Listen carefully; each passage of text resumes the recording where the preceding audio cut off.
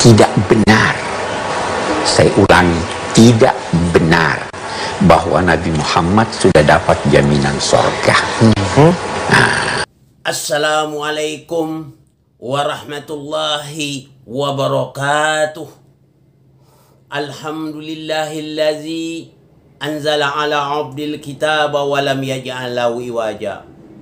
Asyhadu an la ilaha illallah wahdahu la syarikalah wa asyhadu anna Muhammad abduhu wa rasuluh. Allahumma sholli ala Muhammad wa ala ali Muhammad. Qala Allah Ta'ala fil Qur'anil Karim, a'udzu billahi minasyaitonir rajim. Bismillahirrahmanirrahim.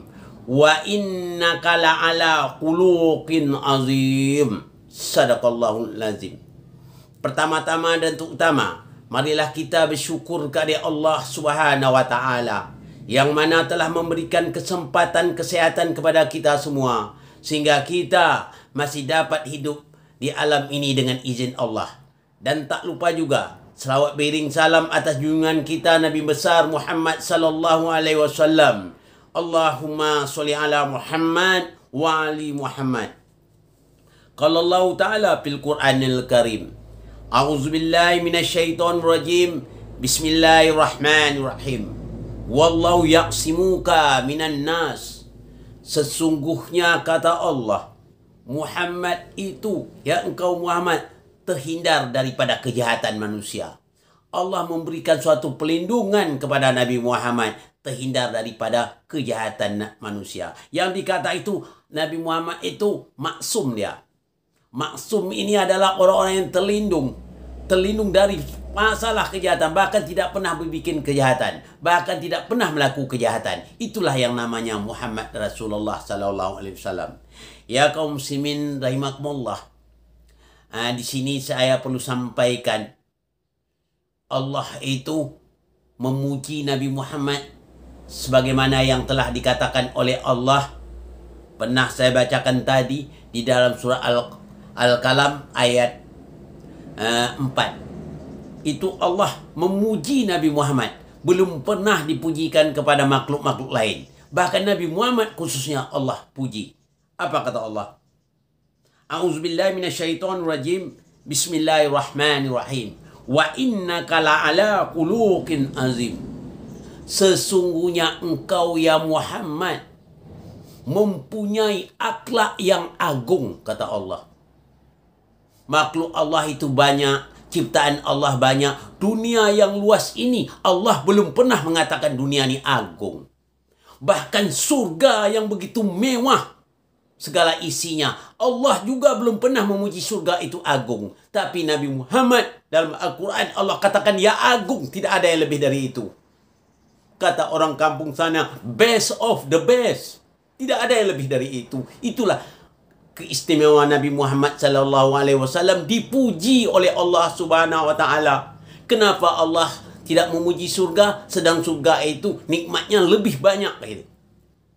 Allah tidak pujikan surga karena surga itu diciptakan Allah dari nur Muhammad. Alam semesta ini juga Allah tidak puji karena alam semesta ini tidak akan dijadikan Allah, kata Allah, melainkan karena kecintaan dia kepada Muhammad beserta keluarganya.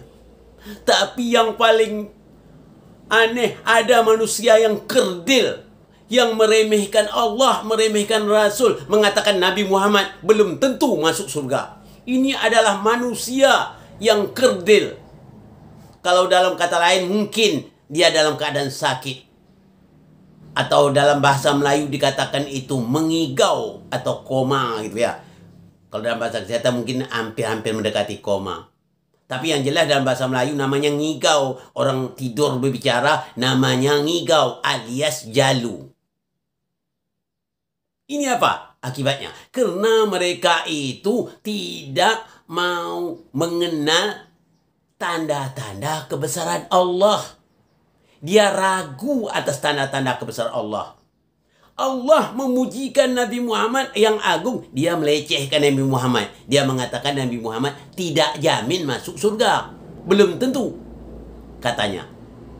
Mari saya berikan contoh yang semudah-mudah supaya cepat dicerna. ada di satu universitas.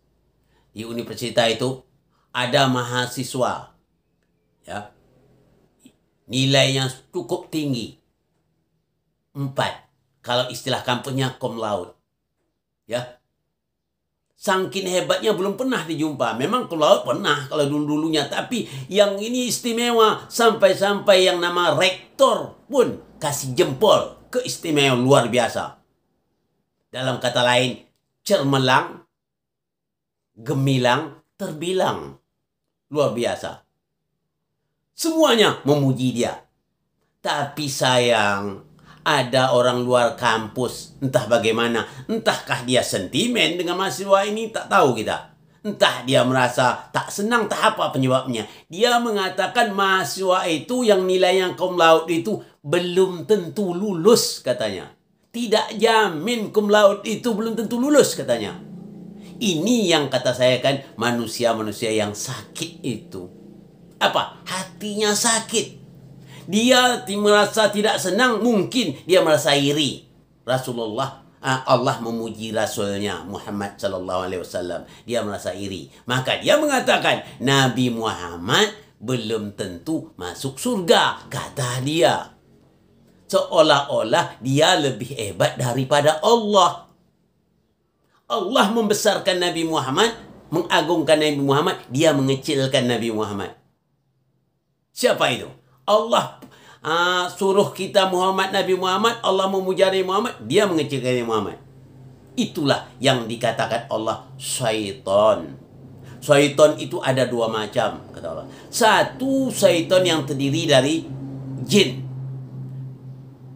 Jadi yang nama jin itu tidak taat pada Allah, namanya syaitan. Manusia juga kalau tidak taat kepada Allah nama syaitan. Minal jinnati wan nas. Ada jenis jin dan ada jenis manusia. Jadi dua-duanya yang tidak patuh pada Allah, yang tidak mau mengaku kebesaran Allah, yang tidak mau mengaku tanda kebesaran Allah, itulah yang nama syaitan. Jadi kita jangan terpengaruh rayuan syaitan. Biar saja dia yang bicara. Terdengar kita, tapi kita tidak menjadi apa? Tidak kita mendengar, tapi kita tidak mau jadikan suatu pedoman. Mendengar apa boleh, kita tetap terdengar karena kita punya telinga masih normal terdengar, tapi bukan jadi pedoman kita. Anggaplah seperti angin yang berlalu. Bahaya itu yang namanya syaitan. Syaitan itu merusak akidah manusia. Ya, bisa akidah manusia itu nanti habis akidah itu. Jadi kalau akidah kita rusak, amal kita ditolak oleh Allah Subhanahu wa taala.